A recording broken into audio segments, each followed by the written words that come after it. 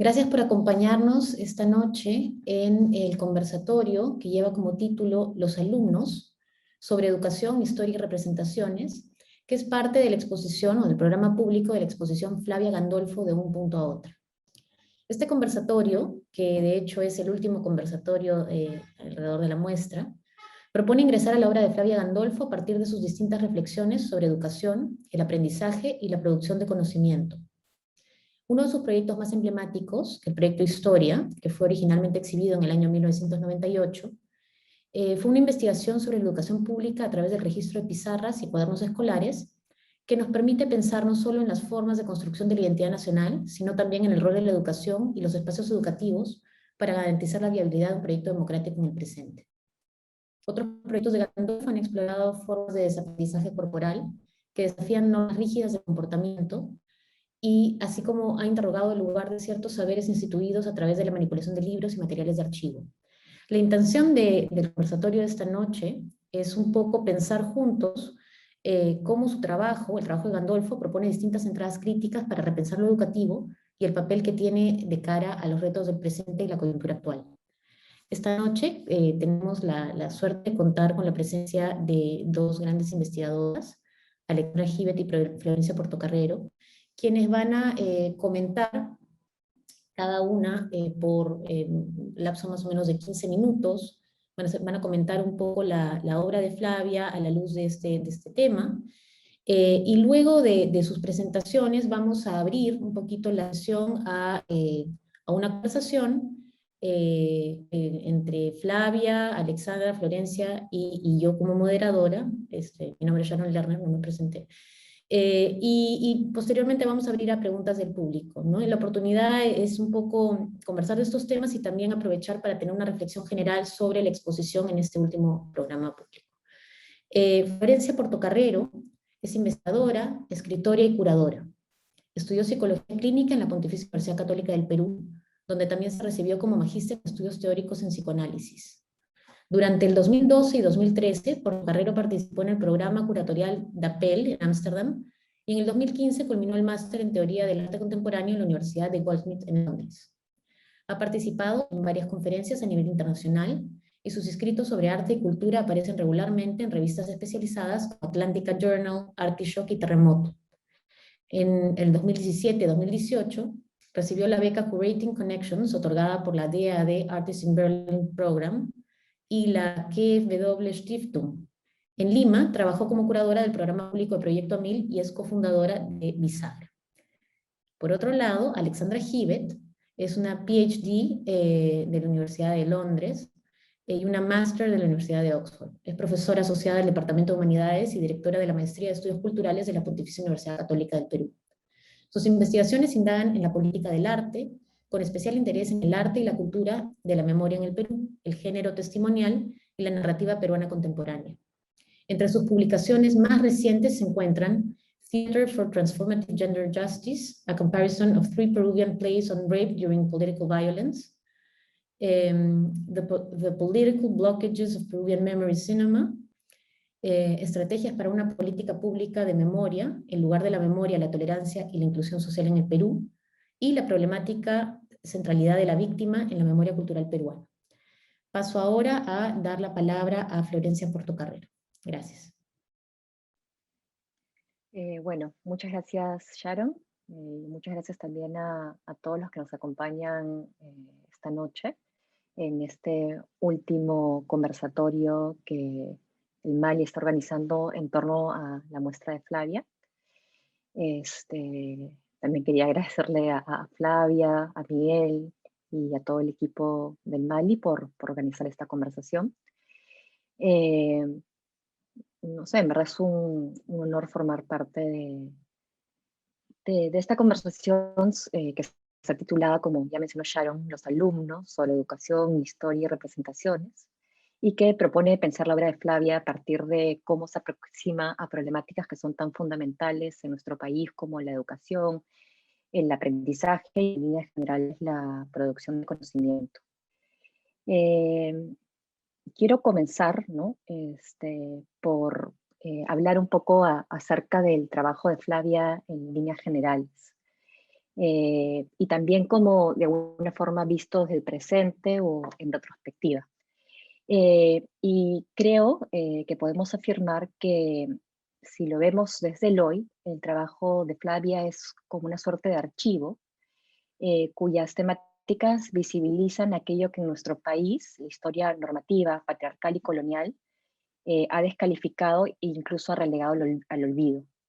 En sus ensayos fotográficos más tempranos, tales como Cachascanistas y Transformismas, que según entiendo fueron ampliamente discutidos en los conversatorios anteriores, Flavia buscó tender puentes con sectores invisibilizados de nuestra sociedad, desplegando un imaginario de la diferencia, que ha sido crítico tanto a las formas de marginación social como el modelo económico neoliberal, pero también a la, digamos, tradición colonial que aún nos define como comunidad nacional.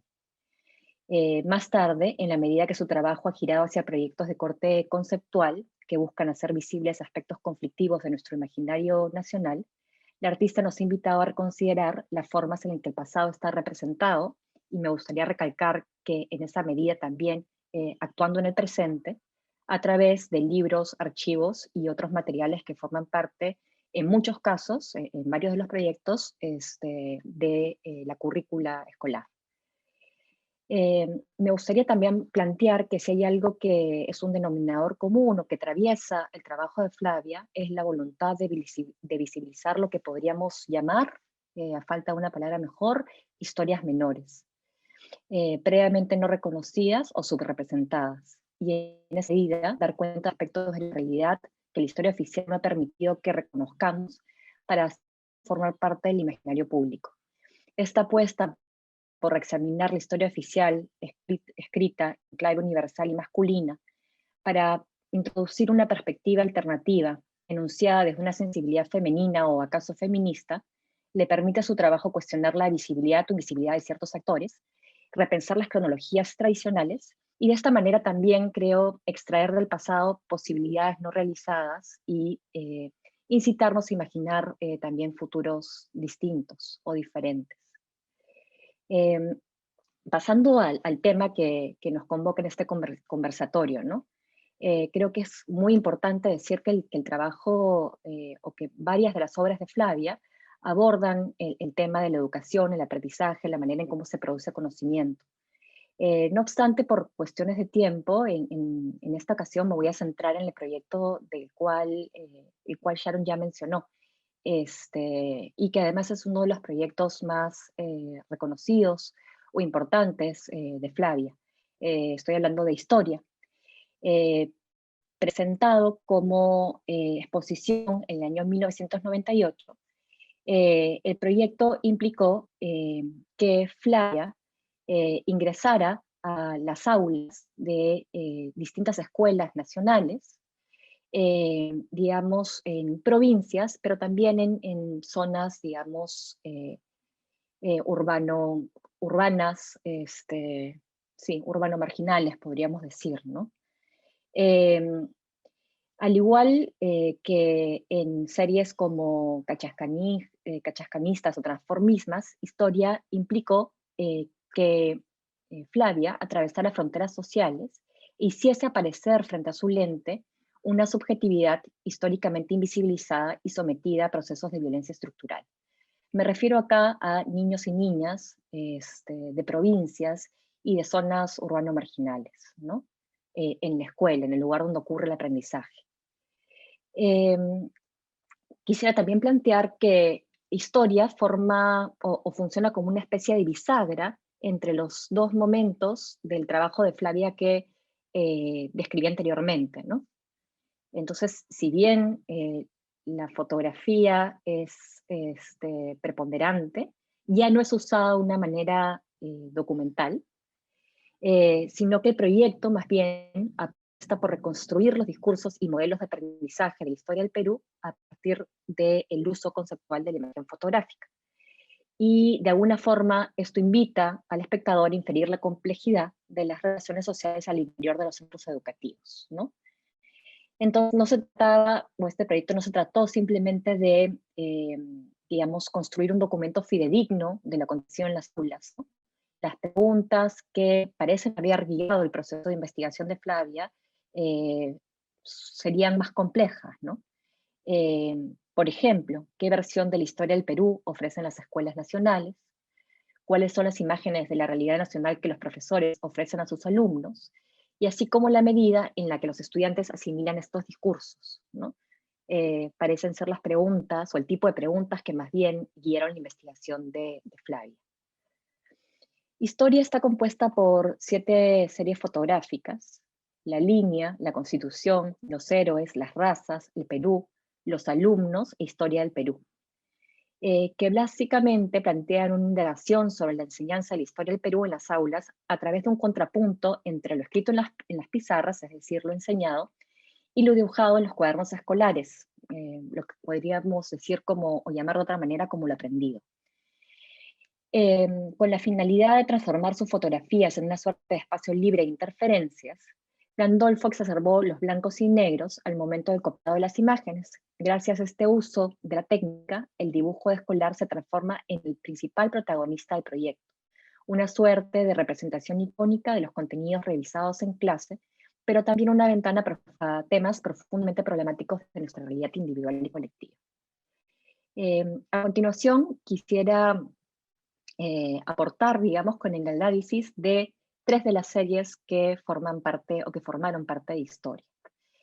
También quiero decir que son análisis personales y que posiblemente otra persona también pueda encontrar muchas más lecturas, ¿no?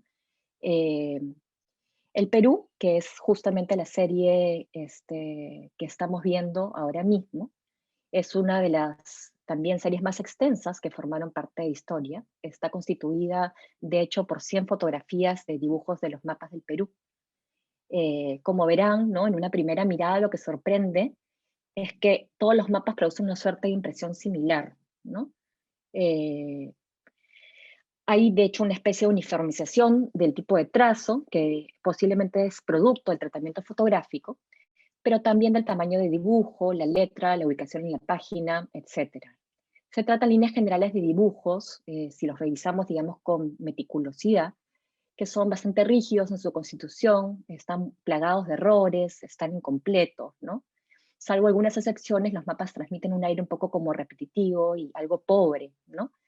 Que da cuenta de alguna forma de la visión que los estudiantes tienen de la geografía del país, ¿no? Y que hablan quizás de una incapacidad para aprender justamente el país en su complejidad, ¿no?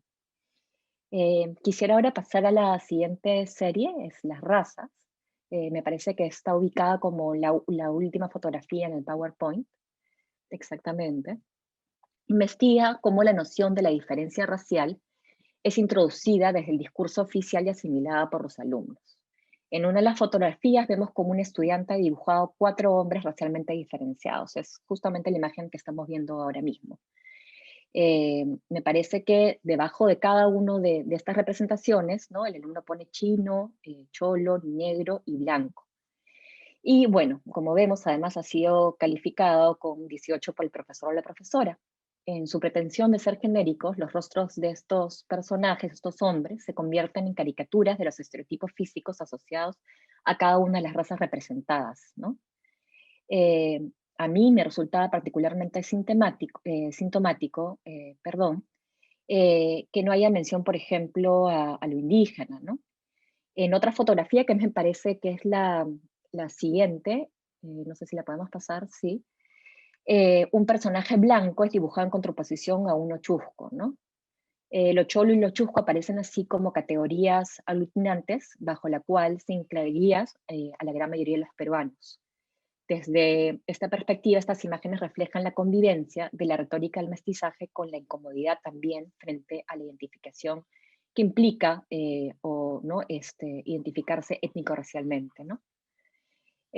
Por otro lado, la serie Historia del Perú, no sé si podemos retroceder y quedarnos un ratito justamente en esa imagen.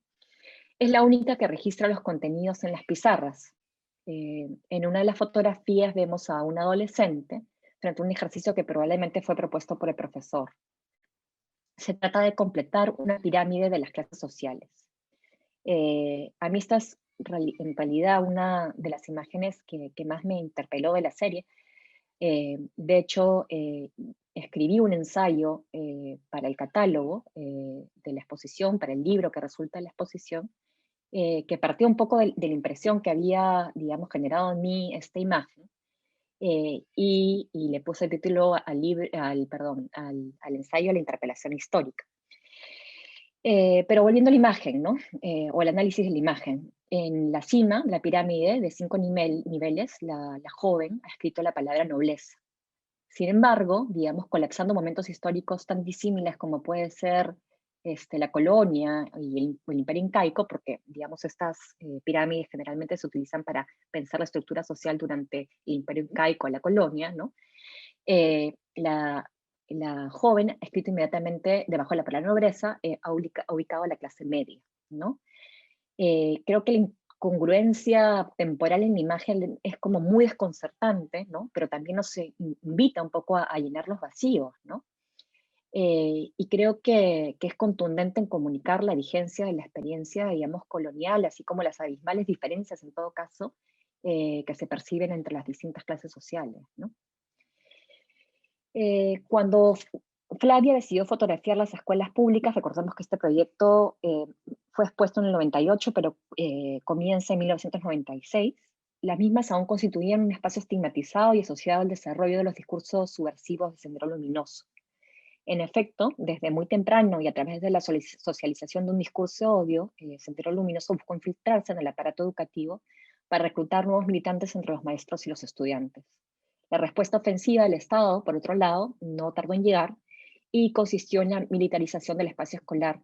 Esta medida no hizo más que incrementar el conflicto y dejó a varias generaciones de profesores y alumnos atrapados al medio de un fuego cruzado.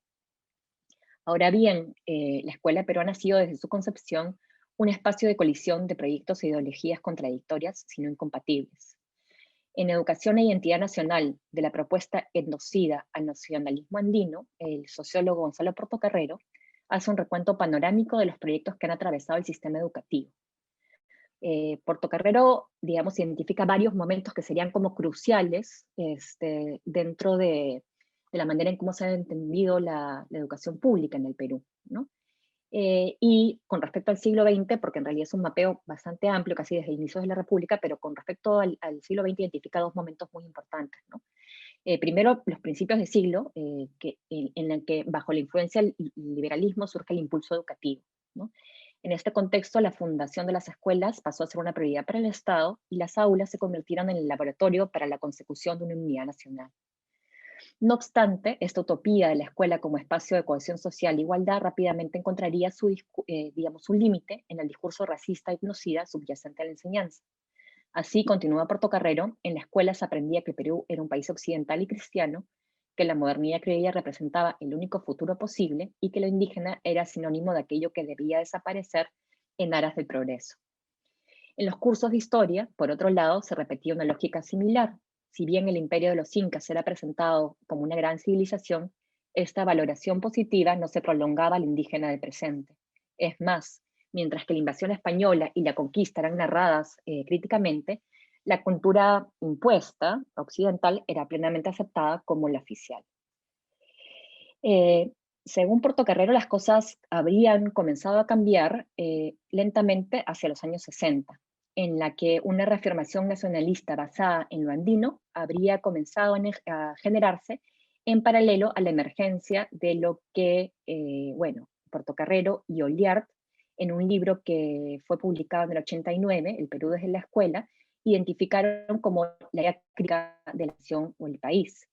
La idea crítica nace de un matrimonio entre algunas, digamos, la corriente indigenista y el marxismo, y plantea la consistencia de riqueza natural con la pobreza humana que caracteriza el Perú se explicaría por la labor depredadora del imperialismo y también por la falta de compromiso de las clases altas y de los gobernantes con un proyecto nacional.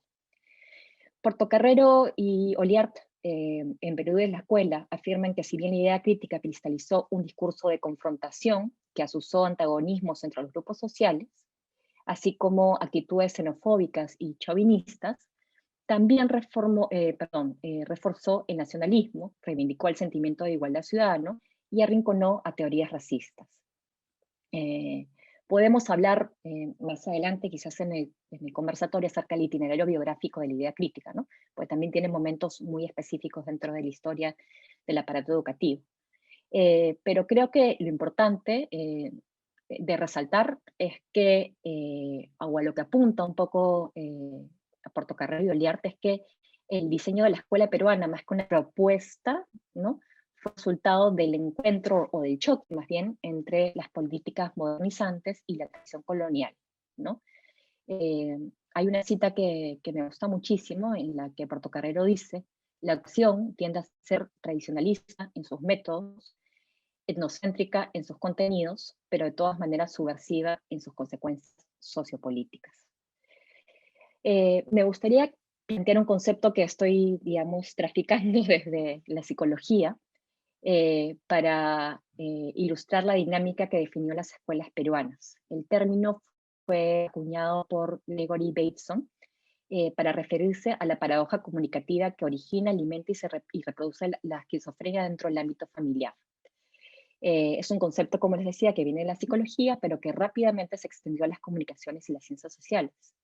El concepto es el de doble vínculo, ¿no? Y describe situaciones de comunicación en las que hay dos imperativos en conflictos, ninguno de los cuales puede ser ignorado, lo cual deja al receptor del mensaje sumido en una disyuntiva insoluble que causa la enfermedad psíquica.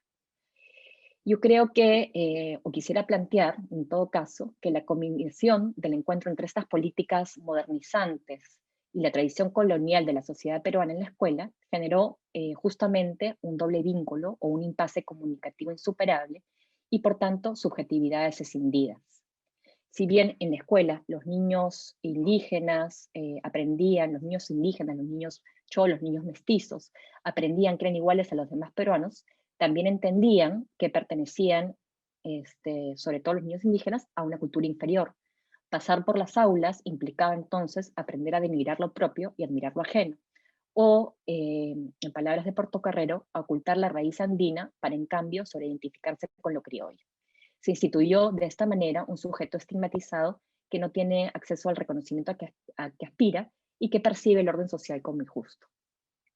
Ya quisiera ir cerrando mi presentación porque creo que ya estoy bordeando el tiempo, ¿no?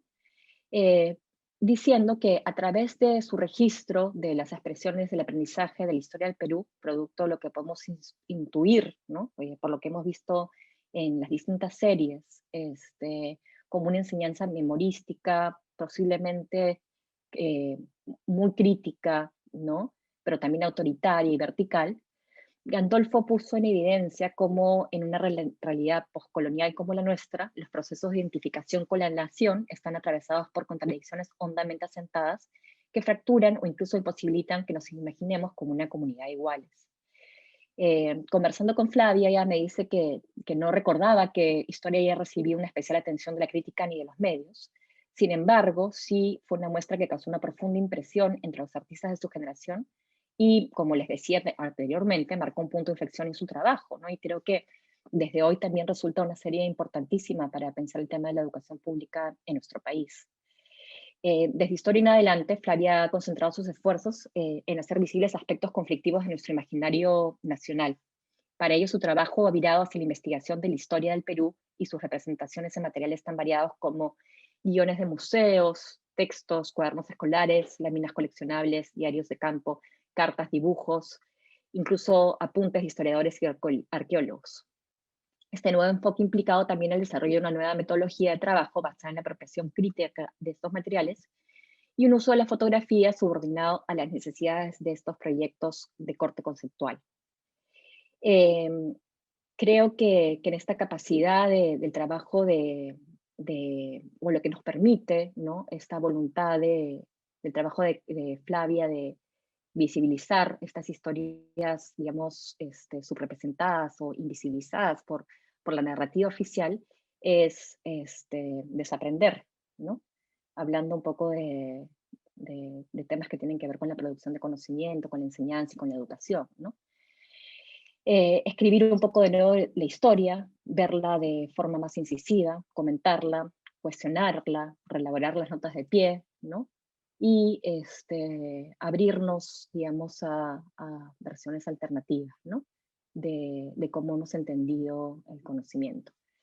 Entonces, bueno, con esto termino mi presentación y me parece que le cedo la palabra a Alex para que continúe.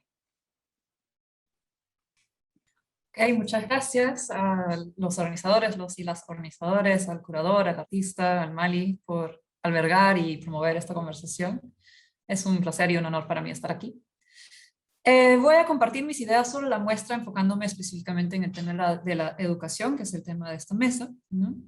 Primero voy a tratar de esquematizar cuál es la problemática social que varias de estas series fotográficas abordan, transparentan, hacen impensable. Y luego voy a tratar de esquematizar o sistematizar cuáles son las vías, las alternativas, las esperanzas, que si cabe esa palabra, que también se visibilizan en estas fotografías frente a dicha problemática.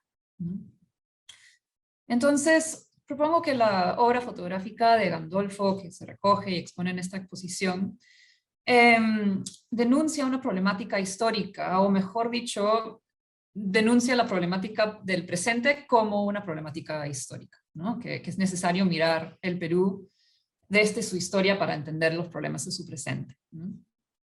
Y lo que emerge en varias de las series fotográficas es una denuncia a la idea de nación, especialmente tal como es enseñada en los colegios, ¿no? Que se visibiliza como una idea que no solo no logra integrar realmente una comunidad, sino que más allá de eso refuerza desigualdades, discriminaciones, brechas, pobreza, exclusiones y violencias. Entonces se denuncian como conceptos no solamente fracasados, sino abiertamente nocivos, digamos, conceptos tales como, digamos, ciudadanía, Perú, nación, constitución, ley, ¿no? Y esta denuncia tiene mucho que ver con la herencia colonial, como ha mencionado Florencia, ¿no? La centralidad de la raza como una manera de fijar el lugar social de los individuos, ¿no? Una estructura social en donde las mayorías, digamos, son oprimidas por unas minorías que están inscritas no solamente en términos de clase, sino además de género y de raza, ¿no? Y también una estructura social que es apuntalado por cierta manera de saber, ¿no? El saber letrado, que es establecido en parte por los mismos colegios, por la misma, digamos, institución educativa, como el único saber que vale frente a otros saberes culturales, de, digamos, formas orales o incluso visuales, ¿no? Entonces la exclusión también pasa por la manera en que ciertos saberes son validados en instituciones, digamos, educativas, y también, digamos, en el Estado, más allá de la escuela, frente a otras, ¿no? Ok, entonces voy a mostrar algunas imágenes. Tengo varias en el PowerPoint, quizá no las muestro todas. A ver. Quería empezar por la serie que se llama Historia del Perú, que se ve así, ¿no?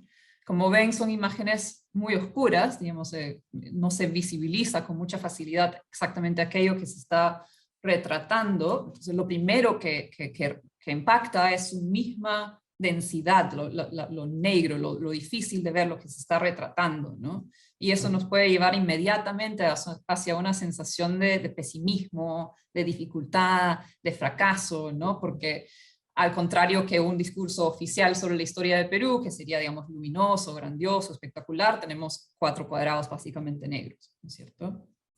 Si nos acercamos, sin embargo, y nos esforzamos para ver, lo que vemos son fotografías de esquematizaciones visuales, dibujos, imágenes en pizarras y algunas frases o palabras que abordan la historia del Perú. Y en la parte delantera, en el foreground, digamos, las cabezas o algunos rostros de alumnos que están entre la cámara y la pizarra, ¿no es cierto? Aquí estamos viendo entonces un mapa de América, ¿no? Tierra firme, lee la etiqueta, ¿no? Dice tierra firme, lo cual nos evoca la conquista, el descubrimiento, entre comillas, de América.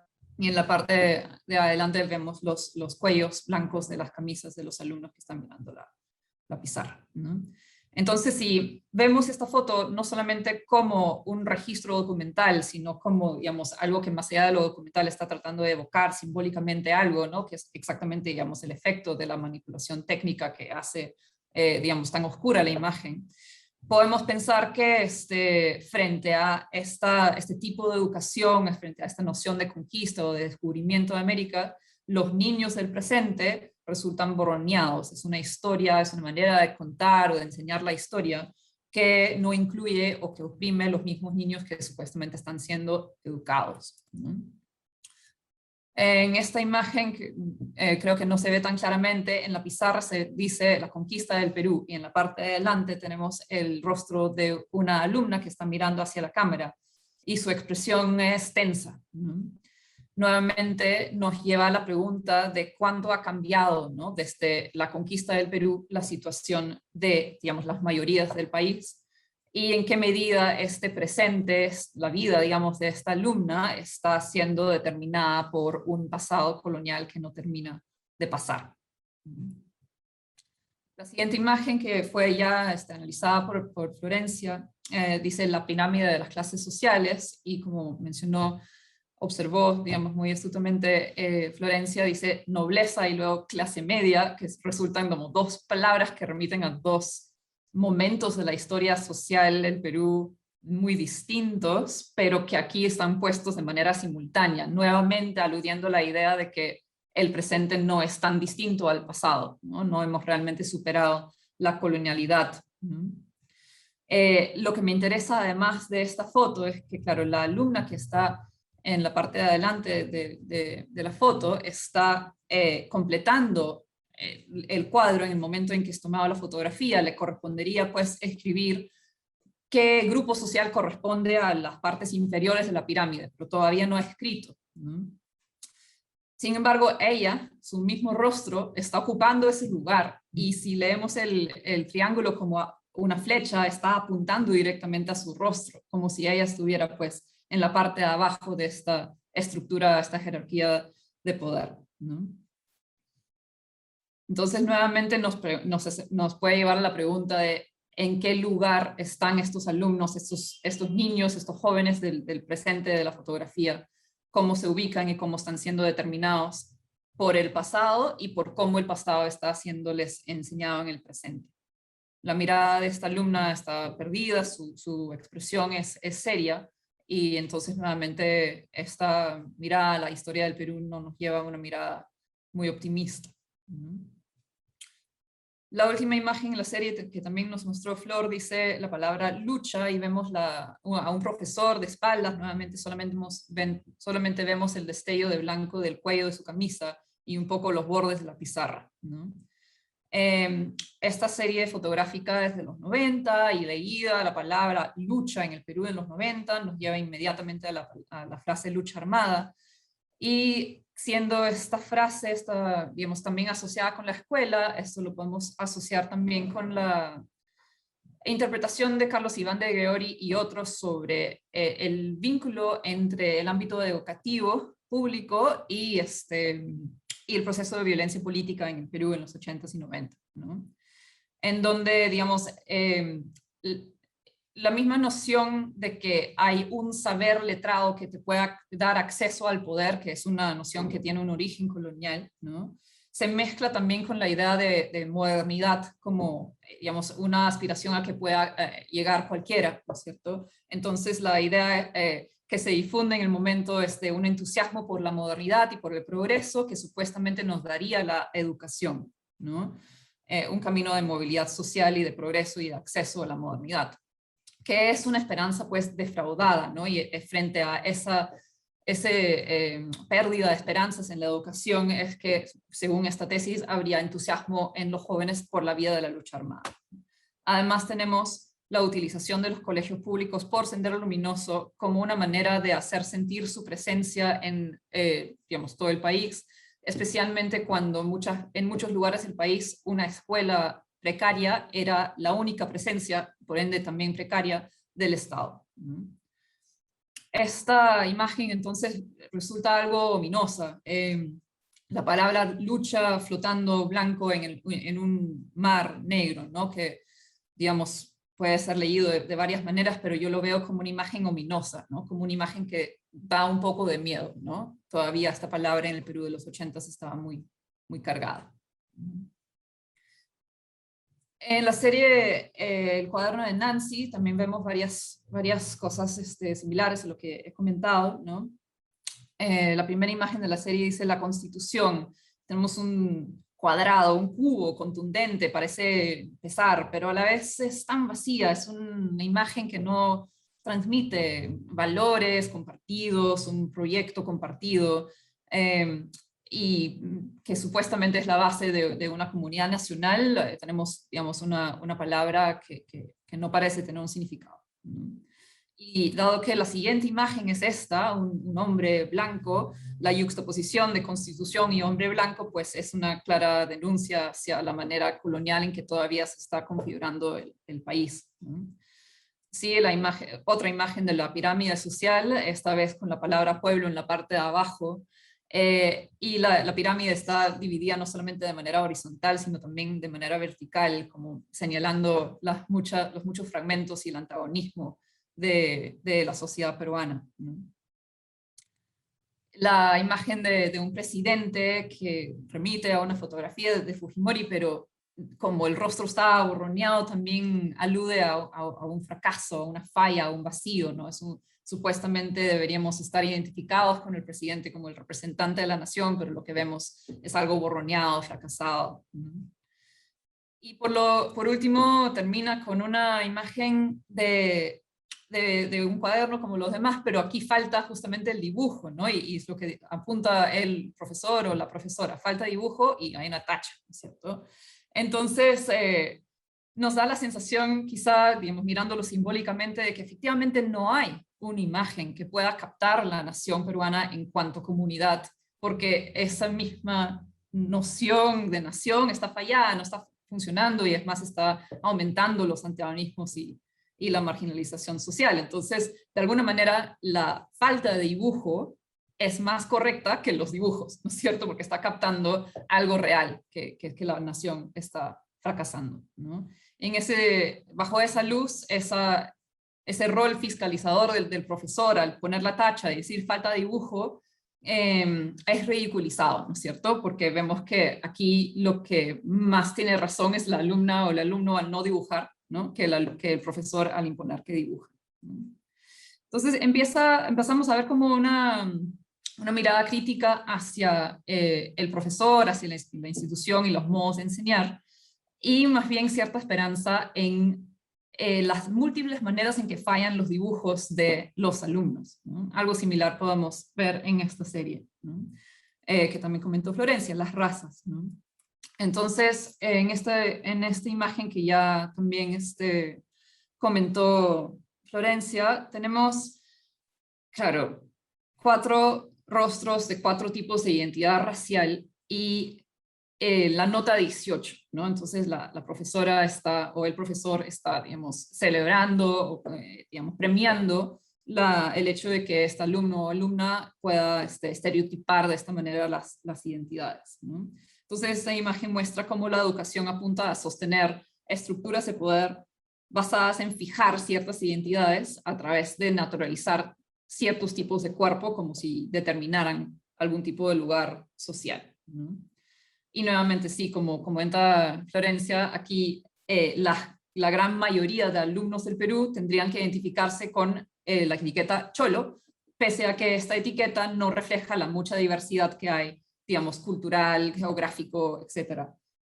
Digamos, funciona como un cajón desastre que borronea identidades más específicas. En la siguiente imagen tenemos un dibujo que es solamente una línea, o sea, solamente está delineado, no tiene sombra ni color, y la etiqueta negro, lo cual resulta irónico porque, digamos, no se ve el color que correspondería supuestamente con esa etiqueta. Y entonces podemos nuevamente encontrar en esta imagen un símbolo, una lectura simbólica que apuntaría hacia que está, digamos, vacía esta noción de lo negro y es simplemente una etiqueta que no es natural, que no es un reflejo, digamos, que no es una representación de la realidad, sino que es una etiqueta que se aprende, ¿no?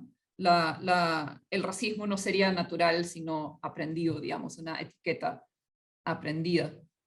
Y vemos también que, al parecer por una impresión de la cara posterior, quizá del cuaderno, otra figura, otro rostro, ¿no? Que correspondería quizá al blanco, por oposición a lo negro, y parece una figura fantasmal ahí detrás, como acechando al negro. Entonces también en esta lectura simbólica podríamos ver algo del antagonismo, de la opresión entre diferentes sectores sociales. Entonces, en las series de cuadernos y en la serie de las pizarras que he comentado hasta ahora, vemos que la escuela es parte de una nación fracasada, repleta de antagonismos, desigualdades, donde las mayorías están siendo oprimidas por minorías y donde se les fuerza a las mayorías a identificarse con ciertos roles, ciertos lugares sociales dominados. No parece haber aquí un horizonte de salida. La escuela no está sirviendo para integrar la nación, no está sirviendo para formar ciudadanos iguales, para empoderar a los marginados, para hacer progresar hacia un futuro distinto al pasado. Es una educación vertical, autoritaria, es un mecanismo de poder y no de empoderamiento, está reforzando herencias coloniales, manteniendo al Perú sin cambiar su herencia colonial. En suma, está sirviendo una finalidad de poder, una finalidad ideológica en el sentido de falsa conciencia, ¿no? Está falseando las relaciones sociales de modo que parezcan naturales, incambiables, en detrimento de, digamos, los sectores más vulnerables de la sociedad. Al hacer visible esto, las fotos ya son una herramienta como para intentar oponerse a esto, ¿no es cierto? Y quiero ahora pasar a esquematizar las varias maneras en que las fotos están, digamos, tratando de encontrar maneras de pensar de otra manera el país, de ir más allá de este discurso, criticarlo, abrir otros caminos. Entonces, uno es poner al alcance justamente la fotografía y, digamos, el arte como una herramienta de investigación social o de conocimiento social distinto al conocimiento que se da en el colegio, ¿no? Es un conocimiento que expone lo naturalizado, que desnaturaliza, que abre nuevos horizontes, entonces, que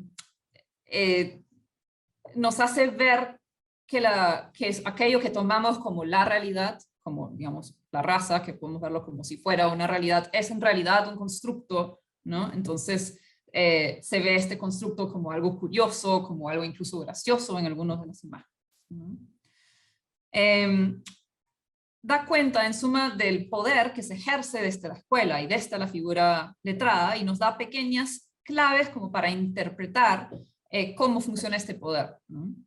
Y esto tiene el efecto, pues, de orientarnos, de darnos ciertas herramientas como para orientarnos ya en el mundo social, como si entendiéramos algo en la galería que luego nos sirve cuando ya salimos de la galería, ¿no? La importancia de la raza, aún a finales del siglo XX, el fracaso de la escuela como una integración del país y el vínculo de esto con la situación de violencia, ¿no? Incluso la pregunta se puede volver hacia nosotros mismos. O sea, todos hemos pasado, bueno, casi todos por el colegio, todos hemos tenido cuadernos y podemos reflexionar sobre nuestro mismo proceso de educación, ¿no es cierto? ¿Quién soy yo en los esquemas que estoy viendo aquí? ¿Cómo fue mi educación? ¿A mí me enseñaron esto? ¿Qué efecto tuvo en mí este tipo de educación? Y a partir de esta desnaturalización y este efecto crítico, digamos, no puedo sino notar que es sintomático en esta misma mesa que somos 4 personas blancas y las 4 hemos pasado por la PUC, la misma institución educativa. Sin embargo, también me hace notar lo sintomático de que somos 4 mujeres, ¿no? También es importante, sin duda, ¿no? Entonces, nos lleva a ese tipo de autoconciencia, digamos. Otra cosa que veo en estas imágenes es cierta ominosidad, y creo que esto se nota bastante en esta serie que se llama Los Héroes, ¿no?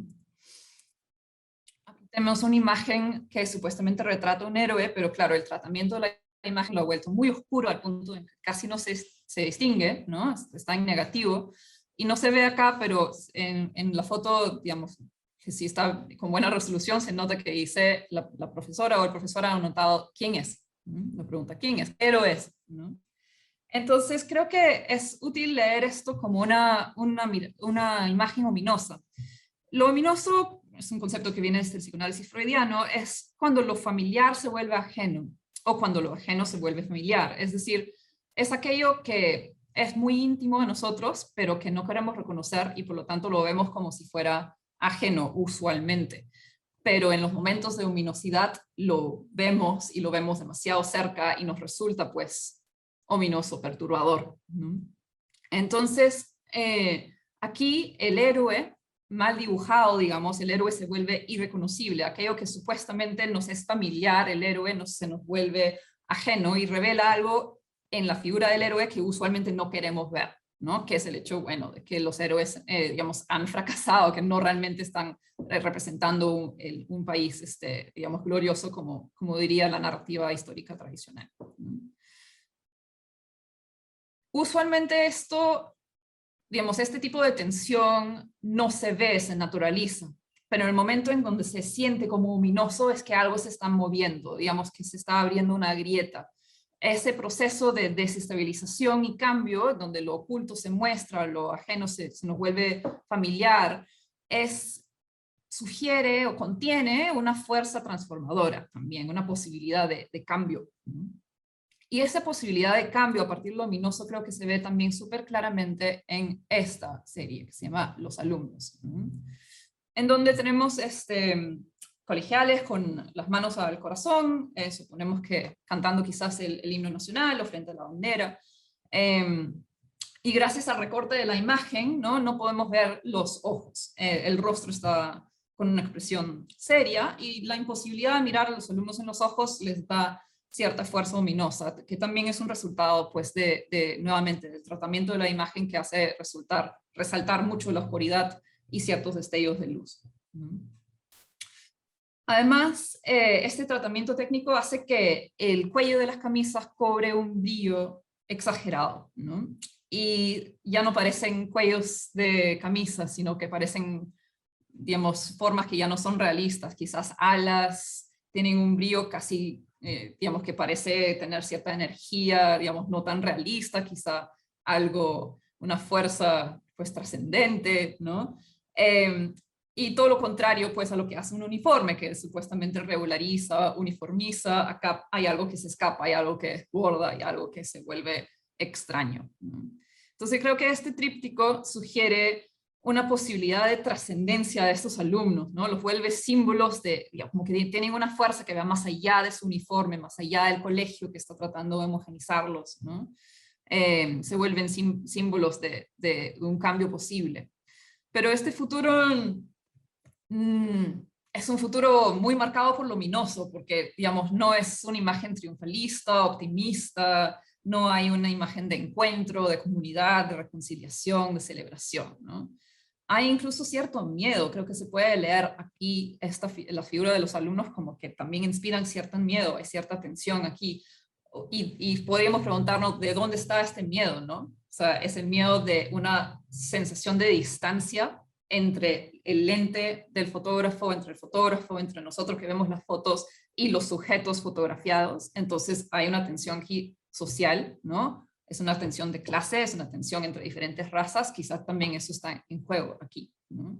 Estamos mirando a un sujeto como de otra clase social, de otra raza, y hay algo de tensión en esa otredad. Sin embargo, creo que la curaduría no pone el foco tanto en este recurso como ominoso, ni tampoco en el anterior de, digamos, mapeo social, sino más que nada en algo que veo en esta foto y en algunas otras de la serie, que es en cierto sentido ya lo mencioné, ¿no? La posibilidad lúdica abierta a partir de los supuestos errores de los alumnos en los cuadernos, ¿no? Como quien tiene razón realmente son los alumnos al mal dibujar o al no dibujar o al aprender mal o al equivocarse, ¿no es cierto? Porque si es que la lección es una fuerza normalizadora del poder, entonces aprender mal es una muestra de la libertad del sujeto, la libertad de los individuos, como para resistirse a este discurso normalizador, ¿cierto? Entonces, hay una esperanza en las lecciones mal aprendidas, en las lecciones desaprendidas, en los supuestos errores, ¿no? Me hace recordar un poco a Osvaldo Reynoso y su libro Los Inocentes, en donde hay también cierta esperanza depositada en los jóvenes que aún son inocentes porque aún no han sido totalmente dominados o normalizados dentro de la sociedad y sus discursos, ¿no es cierto? Todavía son inocentes y ahí hay algo de esperanza, ¿no? Y esto creo que la curaduría lo vincula con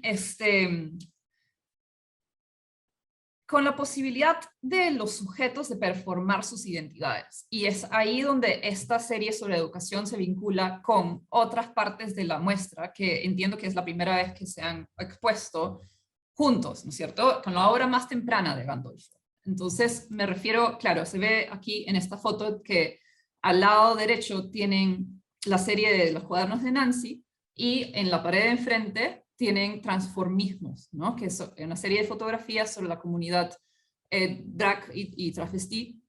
Entonces, en la imagen anterior lo que están viendo es que en el vidrio se está reflejando lo que está en la pared de enfrente. Entonces, esta imagen, o sea, la foto de la foto, digamos, está mostrando estas dos cosas juntas, ¿no es cierto? Como la falta de dibujo del niño está abriendo un espacio de juego, digamos, que también están explorando los transformistas, ¿no es cierto? En donde, digamos, en estos otros cuadros de la muestra, lo que vemos es más bien, claro, una mirada, digamos, no sé, celebratorio quizás es una palabra muy fuerte, pero digamos,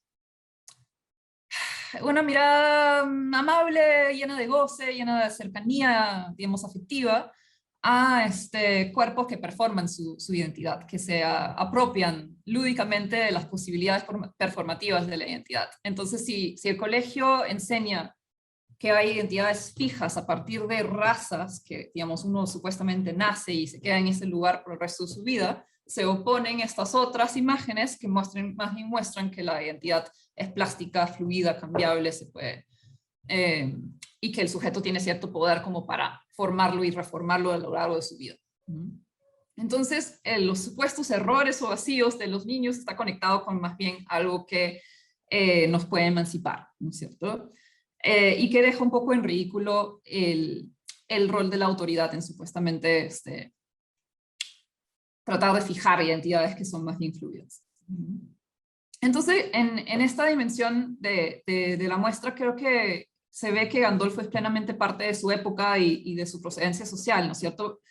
En los 90s, personas de su generación, y digamos generaciones siguientes, digamos, muestran una decepción frente a la manera tradicional de pensar la emancipación social, digamos, en discursos de izquierda, ¿no es cierto?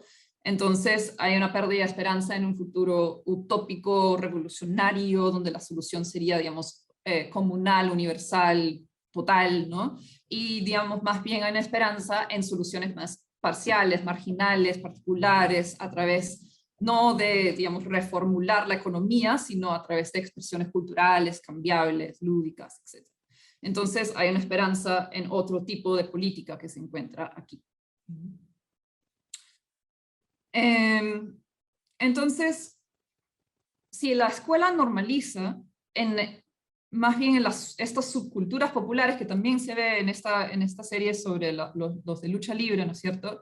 La subcultura popular, los marginales, las expresiones corporales y culturales a partir de espacios populares marginales, ¿no?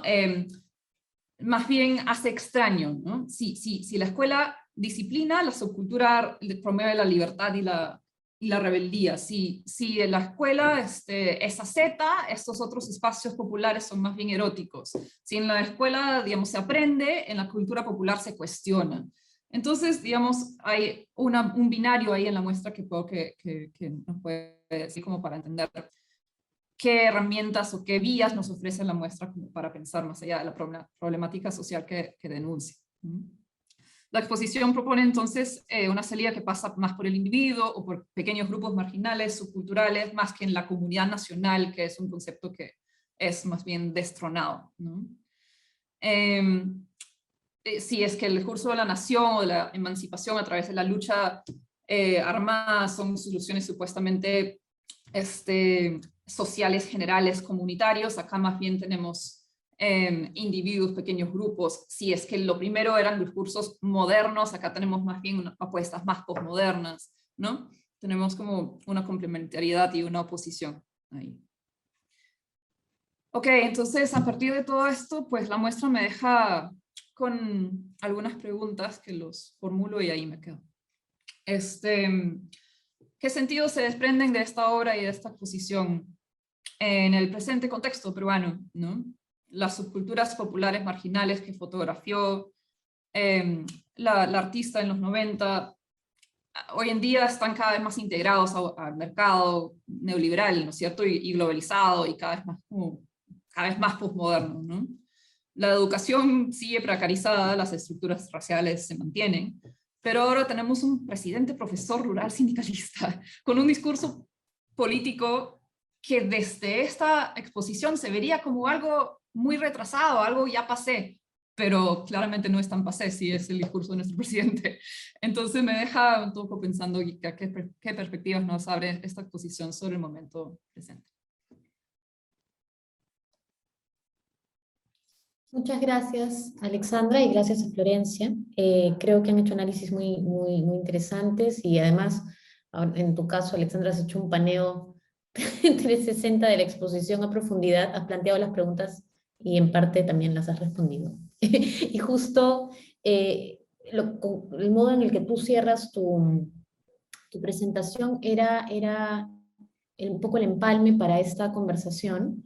Eh, que además se engarza con una pregunta que han realizado en el chat de Facebook, una pregunta planteada por Gustavo von Bifausen, que dice, o pregunta, ¿qué ha cambiado desde 1998? ¿No? Y yo creo que hay respuestas rápidas, ¿no? Respecto a precisamente la coyuntura en la que estamos, pero es una pregunta válida para plantear que ha cambiado no solamente en el contexto social, sino que ha cambiado en relación a la serie. O sea, y esta pregunta va un poco para Flavia y después para las demás panelistas, ¿no? O sea, ¿cómo se puede leer la serie, pero no solamente en términos del sujeto o los sujetos o el material que analiza o que investiga, sino también en términos de la forma en que lo hace, ¿no? Porque hay toda una operación formal en el trabajo que me parece que es bastante interesante y es bastante importante dentro del proceso de trabajo de la propia Flavia, o sea, el cambio de la materialidad, el cambio de la metodología de trabajo. ¿Cómo se lee eso hoy? ¿Cómo se lee eso en términos de fotografía? O sea, ¿cómo ves tú, Flavia, la serie en relación a tu propio trabajo, al trabajo de ahora, a tu trabajo a lo largo del tiempo? ¿Y cómo ves, qué diferencias ves del 98 a ahora? Comencemos por ahí. Buenas noches. Es una pregunta bastante amplia, bastante grande. Creo que desde la aproximación que hice, sí puedo de ahí un poco agarrar quizás la idea que me hizo recorrer este proyecto, ¿no? que viene de lo que han mencionado tanto Florencia y Alexandra, a las que les agradezco bastante esta elaborada lectura que han hecho, que tiene que ver con un aprendizaje, ¿no? Yo venía de estudiar la carrera de historia justamente, y en ese momento el énfasis era historia del Perú, ¿no? Una época pre-internet, y había un énfasis bastante grande en la historia del Perú. Y lo que surge de ahí es una gran pregunta de lo que luego creo que leí en Daher, me parece, que es, él utiliza la palabra de confección, ¿no? Cómo se confecciona la historia, y él hace referencia a un periodo que a mí me parece bastante interesante en este sentido, que es el siglo XIX, que es cuando se confecciona la noción es la historiografía del siglo XIX, cómo va construyendo nuestra idea de nación y cómo eso permea, digamos, en lo académico, pero en este caso me pareció importante y fue un descubrimiento ver cómo permea en la escuela, en los colegios, ¿no? Que además es una experiencia que uno misma también tuvo, ¿no? en ese lugar. ¿Qué ha cambiado del 98? No, de hecho, no hago investigación de ese tipo, no domino políticas educativas, es un proyecto que no lo he continuado, de hecho, se hizo del 96 al 98 y pasé, como ha mencionado Florencia, a mirar la historia desde los libros y desde los archivos, desde otro lado. Sí hay una experiencia personal importante que tiene que ver con lo que pude experimentar en ese momento en los colegios nacionales, que tiene que ver con el dibujo, el rol del dibujo y en general esta iconicidad tan fuerte, ¿no? que ha mencionado Alexandra en la enseñanza de la historia y lo que eso fija, ¿no? Lo que eso fija.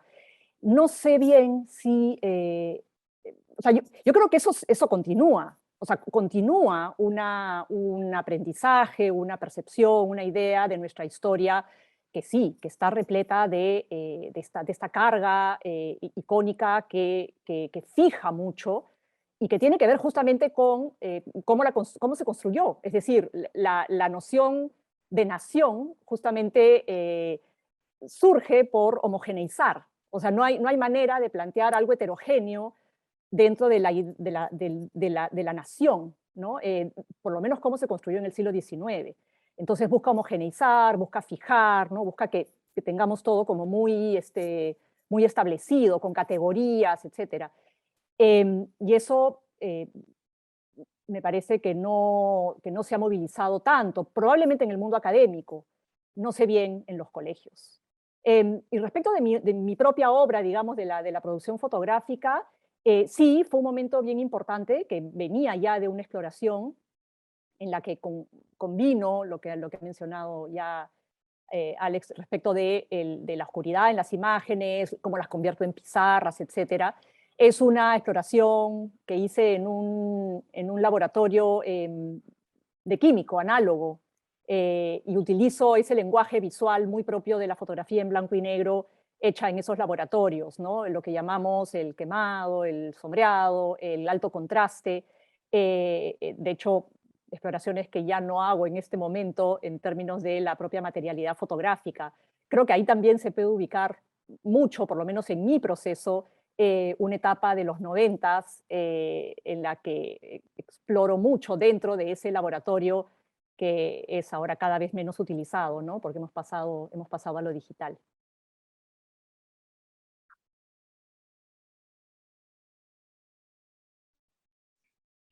Sí, no sé si Florencia o Alexandra tienen algún comentario respecto a la pregunta, qué sienten que ha cambiado, por lo menos en términos generales desde el 98.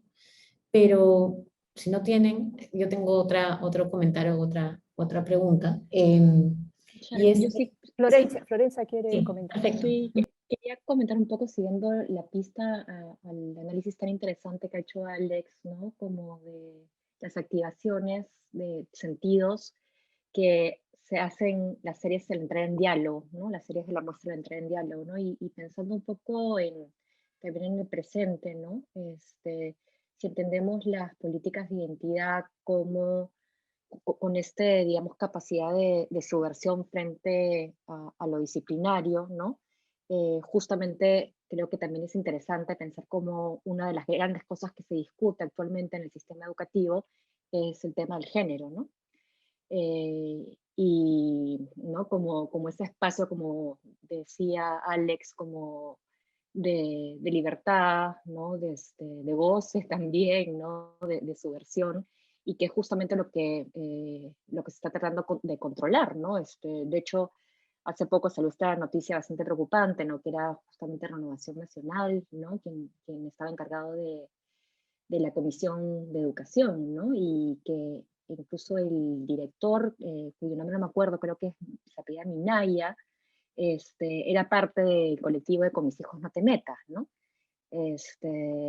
Entonces, sí, ¿no? Creo que de repente este es uno de los temas que se han vuelto como primordiales dentro de la discusión en el aparato educativo, ¿no?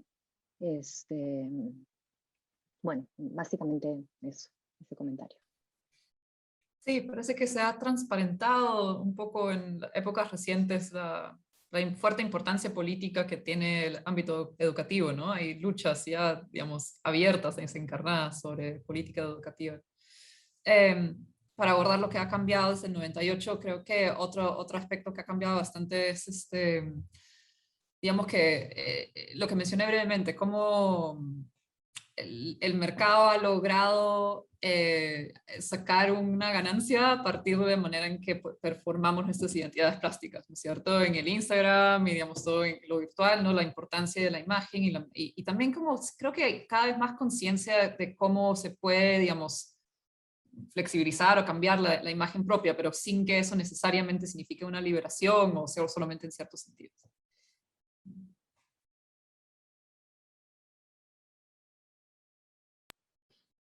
Sí, yo creo que sería importante, porque en realidad nos estamos ya, o sea, acercando a la hora de cierre, pero sería importante tratar de hacer una pequeña reflexión respecto, porque este es el conversatorio final de la exposición, entonces creo que es el momento, o es una oportunidad para hacer una pequeña reflexión de cierre, ¿no? Un poquito respecto a la exposición y al lugar que, tomando en cuenta un poquito el título de la exposición y la importancia de hacer historia dentro de este conversatorio, ¿no?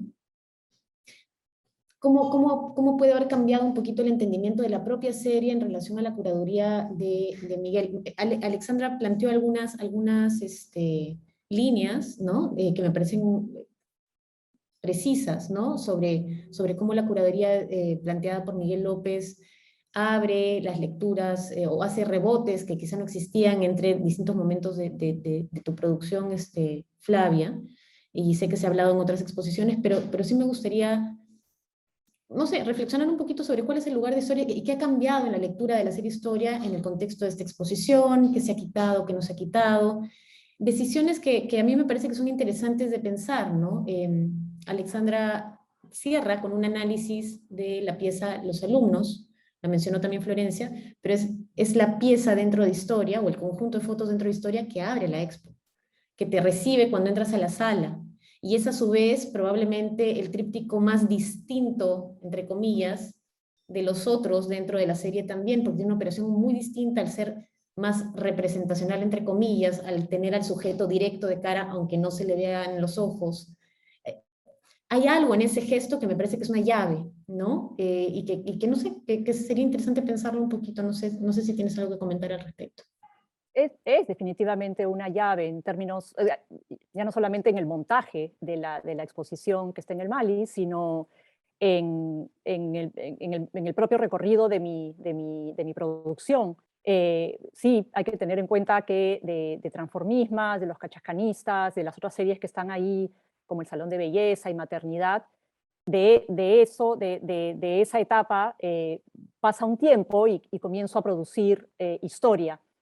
Y en Historia hay esa, como mencionas tú, esa llave que está, finalmente, no dejo de ver cuerpos también. Hay un cuerpo que, como Alex ha mencionado, que Miguel también menciona en sus textos, son cuerpos que sí, que tienen, digamos, una cierta identidad, en este caso escolar, y hay una performance, hay un gesto que es una performance muy vinculado a lo nacional, justamente, a la nación, ¿no? Porque de eso, así es como el discurso y las narrativas, las grandes narrativas nos construyen así, ¿no? La mano en el pecho, el himno,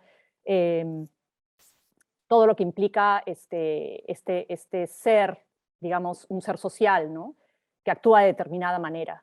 Y sí, como ha mencionado Alex, creo que estoy constantemente viendo más bien maneras de cómo desaprendes eso o otras formas, maneras alternativas a ese discurso. Entonces esa serie Y esa serie es la que originalmente en el año 98 abre también la exposición, es decir, es la primera serie que uno ve frontal. Es como que yo en realidad en ese momento pensé que los alumnos den la bienvenida, ¿no?, a esta exposición, y que luego la exposición solo contiene cuadernos y pizarras y los mapas que también han sido mostrados, pero que no están en la exposición del Mali, ¿no?